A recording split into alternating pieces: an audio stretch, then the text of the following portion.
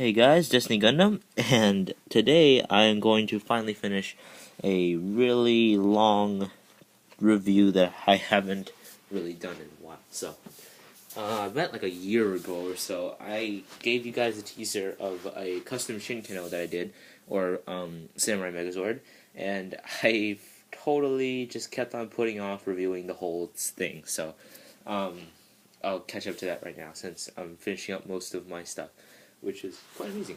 And yeah, so let us begin. Alright, so here is Shinkeno. Now, unfortunately, since he's a little old, he has trouble standing because all the super glue has dulled from his joints. So, for now, he's about two years old, I'm pretty sure. It's been a while since I transformed him, so just bear with me. But that's for the other parts, or the other reviews, which you can check, and I will probably post a video response down there. Right now I'm fixing his leg. As I said, it has been a while since I really messed around with him because he is really heavy and loose at the legs. Looking back, I wish I kind of used ratchet joints on him because I felt if I used ratchet joints on his legs, it probably would have been a better overall outcome, and he probably would be more durable over the years. So maybe a future revised 2. Stay tuned. But yeah, here he is. Now first, as you can see, I still can't get him to stand, but I'll just have him lean. So basically, you have his weapon. Now I only made the sword because I don't like the shield, just a disc. But here's the sword. In my hand, it looks like a shank. Like, seriously. But it's pretty huge. It's it's taller than Shinken himself. And yeah, it's pretty cool. It's all pretty much just Lego bricks, and then I lined it up. It's pretty bad, like, older custom job, and I put tape around it, and that's how all this crap ended up here. And then, yeah, and then, basically, then I just took 2 very long pieces of very soft plastic and just covered up this side to make the edge part. And then I did the same on the bottom, and then on the sides I made this little plastic box around it. And there is a very large peg in this part of the handle, which means you can only hold it in one hand. So that's it. There's the sword. I believe I showed off the sword already in the Turtle Zord, yeah, review, or yeah, the Turtle Zord. Turtle folding Zord. Alright, so for articulation, his head is on a ball joint. Oh, dang. It can rotate 360. Really tight, though. And then his arms are on a ball joint. Double ball joint, so you can get pretty good poses out of it.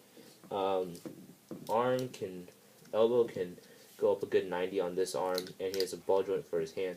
He has fully articulated fingers.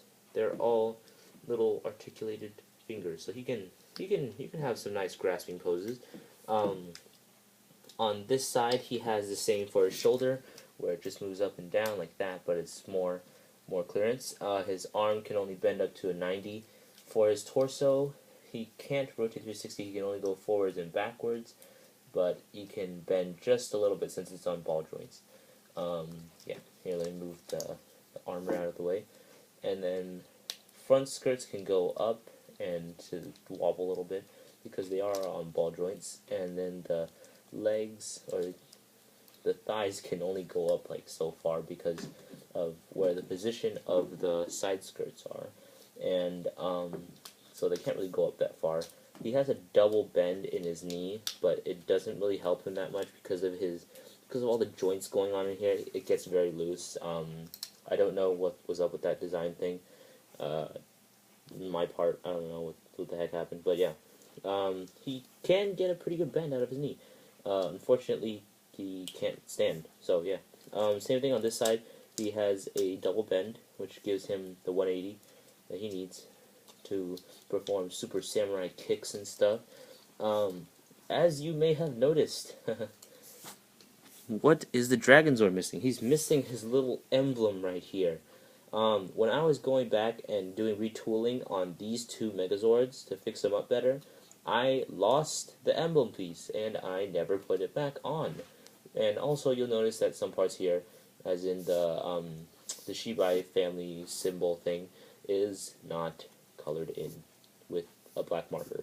So, as you can tell, he is still a little messed up. I'm trying to get him to stand. Like, that's like my objective by the end of this review.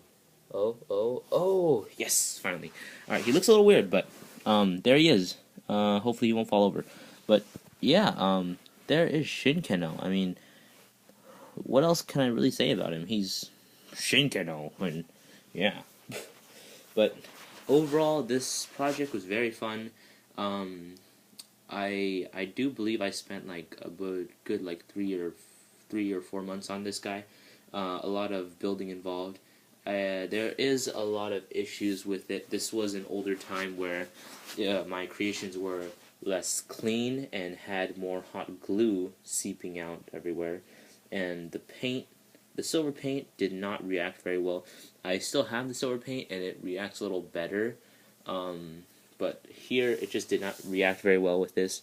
I think the kanji looks good, or the Chinese symbols. I redid the bear head, so it looks kind of cooler. It looks more like a bear than a block, but yeah.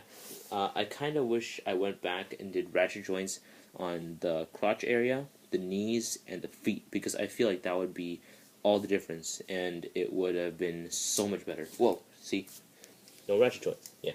But, that's pretty much it for Shinkeno, guys. Fully scratch built, Shinkeno, yeah, that's pretty much it. Stay tuned for more, guys. I'll definitely be finishing up some older reviews.